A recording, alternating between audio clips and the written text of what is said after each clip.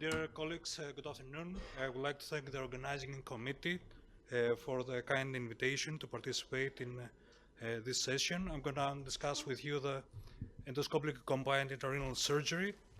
And can I have my video, please? Okay, so we have a patient, we're going to perform a biplanar technique, 0-90 degrees, and we're going to, like the Escobar-Leon technique, we have the patient on a 35 to 45 degrees angle position. We have inserted an uretary catheter and we've performed a pylography, and we have also the first positioning of the needle as we see, and now we turn the C-arm at the 0 degrees so we can go to the level of the calyces that we're going to puncture. This technique is giving us the biplanar approach, so we have to assess the level of the puncture, and of course to try to find the direction of the calyces. We choose to mark the two calyces that we want to puncture, and now we have the C-arm at 90 degrees, and we're making our mark in order to have our entering point. This is the direction of the needle that we're gonna try to puncture our system. Sorry, can you make the noise from the video zero? Close the noise, yes. So we're gonna advance the needle. If we are not in the right position, we are not gonna push the pielocalicial system. Probably we're above of our calyces, and then we see that if we're not pushing the system, we are below. When we advance the needle and we're pushing the calyces, we are at the correct position. This is the other callus and this is how we puncture the needle. So if we are upwards or downwards, we have to have our needle parallel to the horizontal level. And we have clear unit coming out when we are in the correct position. Now, we advance a hydrophilic wire, and under fluoroscopy, we try to send it down to the urinary bladder. Sometimes it gets tricky, but with patience we can manage.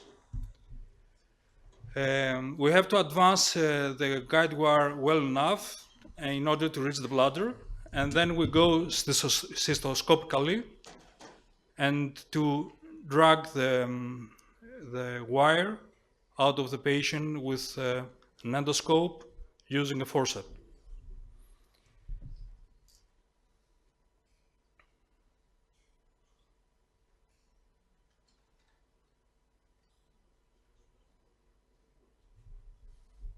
We use our mini nephroscope as a cystoscope. This is a lady, and now we have the patient on a wire. As Noor mentioned, we have a patient as a kebab. Huh? The next step is to advance a wire up to the ureter. We can do that either cystoscopically, we can advance a wire, or we can use a dual lumen uretary catheter.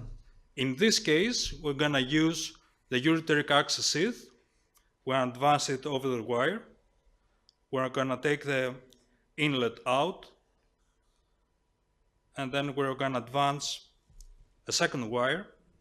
So we're going to use the first wire as a safety wire.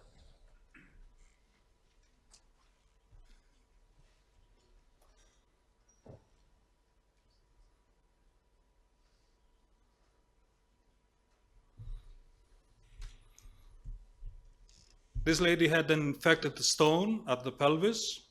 It was about 2.5 centimeters in the Greek dimension. So after we advance the second wire, we're going to reinsert the ureteric axis sheath in order to get our flexible scope inside the pelvis of the kidney.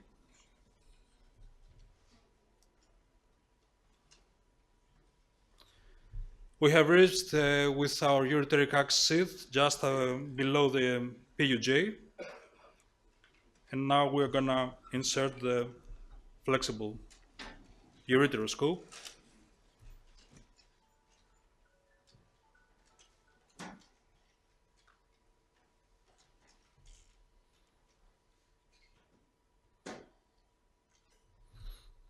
So the next step is gonna be the dilation of the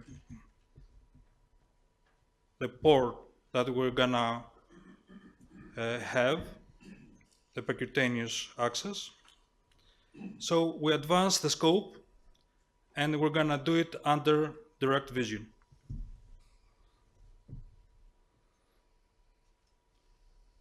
We're advancing the scope over the stone.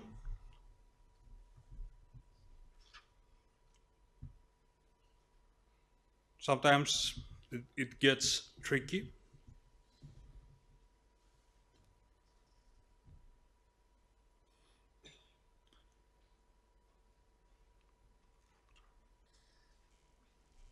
We see the stone.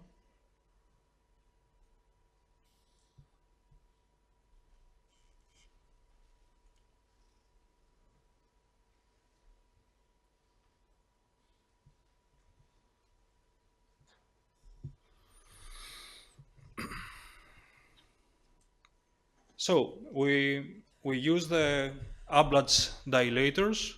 We start the dilation of our tract with the 8 French dilator. We try to not to use so much radiation. So under vision we can see where we advance our fascial dilator. This is the second 10 French dilator. Once we have direct view, we can advance it. The trick is that we have to have always our guide wire in tension in order not to have any laceration of the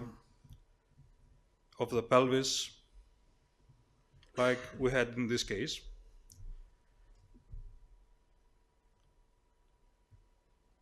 And the 12 French dilation. We're doing it with screwing it inside trying to be as gentle as possible.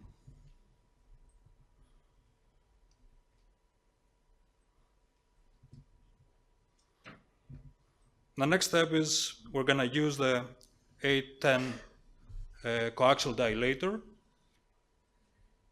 So we advance the long 8 French dilator down inside the ureter. We can see it under direct vision.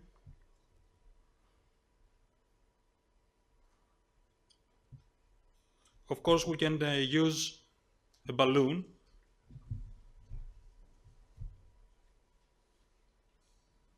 But we prefer to do it with these dilators.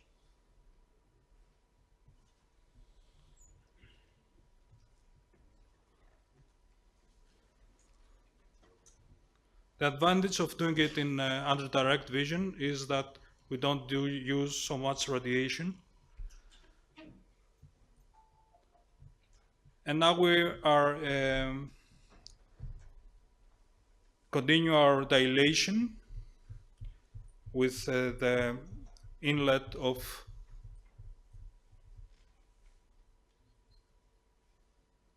with the first dilator of 16 French.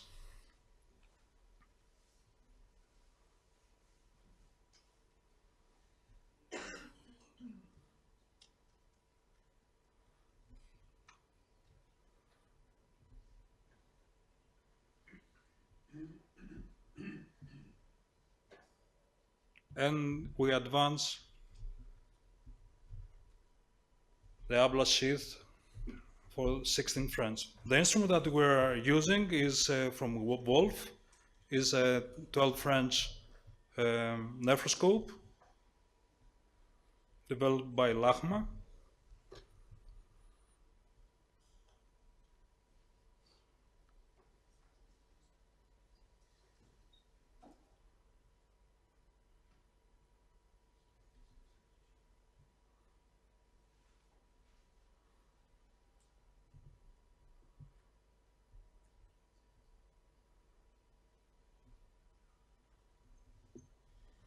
You can see that we have advanced the ablat sheath through the lower callus, just in front of the stone.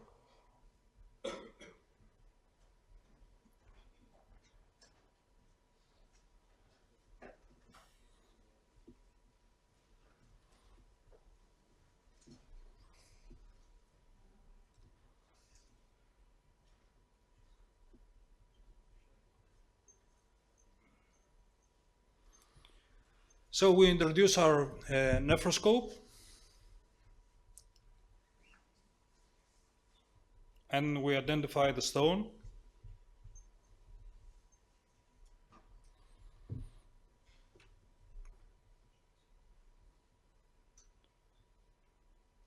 That we are in the right position, and we see also the flexible ureteroscope.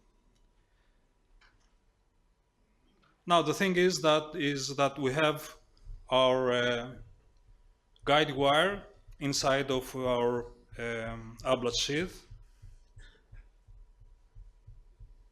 and we decided to take the ablat sheath out to put a second wire in order to have our guide wire out of the ablat sheath.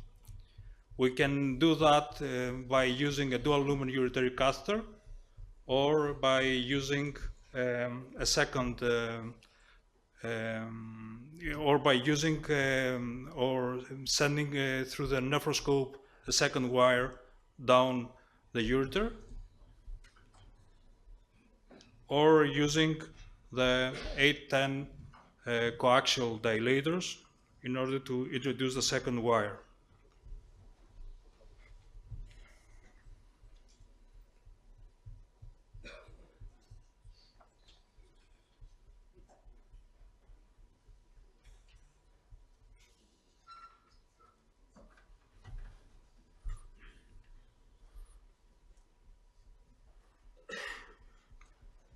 We tried to send the wire down to the ureter, but it wasn't successful under direct vision with our nephroscope. So we decided to put the long ureteric 8 French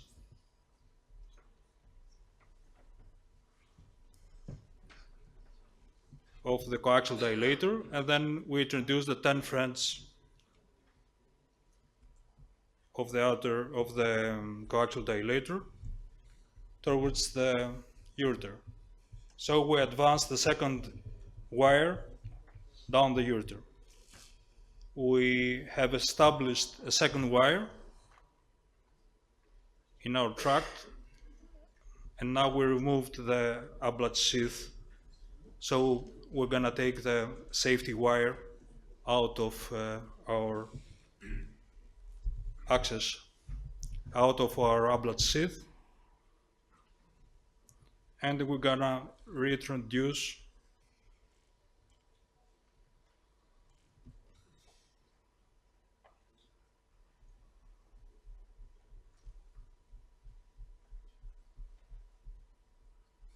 our ablat sheath.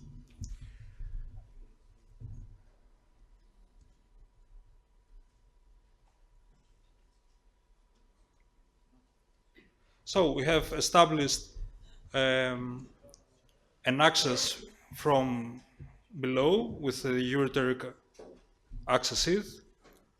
We have established the access from the percutaneous access with the ablat sheath, 16 French ablat sheath percutaneously. And we have the safety guide wire in place.